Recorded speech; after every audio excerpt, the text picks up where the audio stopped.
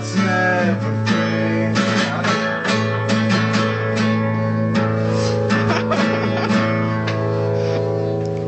Nej.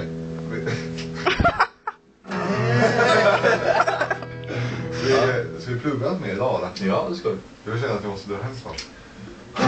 Okej, får gå hem och vill. Va? En gång till. Sjung en gång till då. Har du läst min artikel som jag skrivit för dig? Nej. Har du inte att det sitter ju på rutan nu? Bara läsa som du vill. Vad står det nu då? Men ska jag sjunga så? Ja men läs bara nu. Med inlevelse. Dagens läge är längre än Högre.